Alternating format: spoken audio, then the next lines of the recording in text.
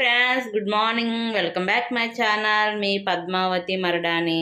ఇవాళ వచ్చి నేను ఉప్పు చేప కోడిగుడ్లు కర్రీ చేస్తున్నాను. ఎలా చేయాలంటే చూపిస్తాను అనమాట. ఎప్పుడు చాలామంది అడుగుతున్నారు, పెట్టేసా వంట అంతా అయిపోయాక పెడుతున్నారు, ఒకసారి చేసేటప్పుడు చూపించమని. అందుకని ఇవాళ చూపిద్దామని ఇలా ప్రిపేర్ చేశాను. ఆయిల్ అయితే హీట్ అయింది కదా, ఇప్పుడైతే కొంచెం పసుపు వేసుకుందాం. పసుపు వేసుకొని ఒకసారి ఆయిల్లో మొత్తం పసుపు అంతా కలిసేలాగా అనుకున్నాం. అనుకొని ఎండు చేపలు ఉన్నాయి కదా, ఎండు చేపలు అయితే ఆయిల్లో వేసుకున్నాం.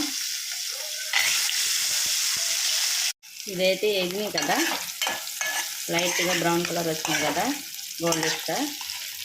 ఇప్పుడైతే తీసుకున్నవి ఒక ప్లేట్లో తీసేసుకొని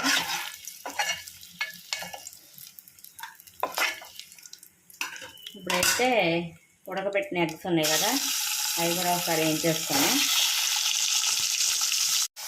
ఈ ఎగ్స్ అయితే వేయిపోయినాయి కదా, పక్క తీసుకున్నాం. తీసుకొని ఇప్పుడైతే ఆనియన్, పచ్చిమిర్చి ఉన్నాయి కదా, అదే నూనెలో చేపలు వేయించాం కదా, అదే నూనెలో వేసుకోవాలన్నమాట.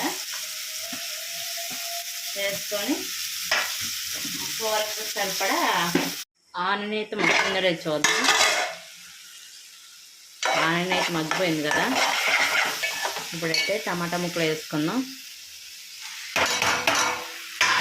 వేసుకొని ఒకసారి కలిపేసుకొని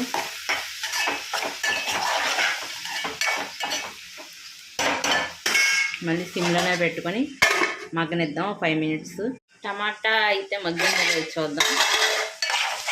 టమాటా అయితే మగ్గిపోయింది కదా, ఇప్పుడు దీనికి కర్రీకి సరిపడా కారం,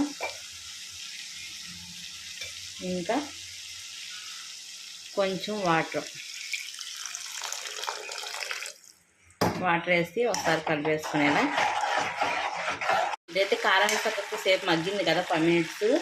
ఇప్పుడైతే చింతపండు పులుసు తీసుకున్నాం కదా, అదైతే వేసేద్దాం. వేసేసుకొని ఒకసారి మొత్తం ఇలా కలిపేసుకొని హైలో పెట్టి ఉడకనిద్దాం. కర్రీ అయితే రెడీ అయింది చూద్దాం. కర్రీ అయితే రెడీ అయిపోయింది కదా, ఆయిల్ అంతా పైకి వచ్చింది కదా. ఉప్పు చేప కోడిగుడ్డు కర్రీ.